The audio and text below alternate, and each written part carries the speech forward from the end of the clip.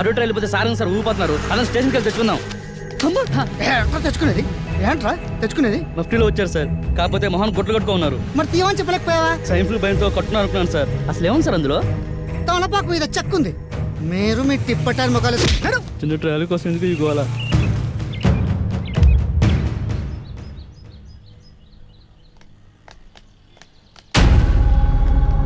Sir మీతో కొంచెం మాట్లాడాలి. నేను అర్జెంట్ మీటింగ్కి వెళ్తున్నాను, తర్వాత మాట్లాడుకుందాం. 2 minutes సార్.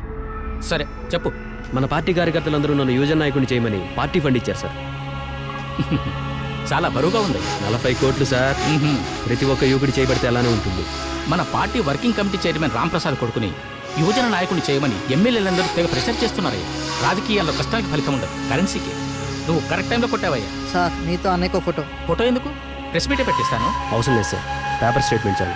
గుడ్, పైకి వస్తావు. Thank you sir.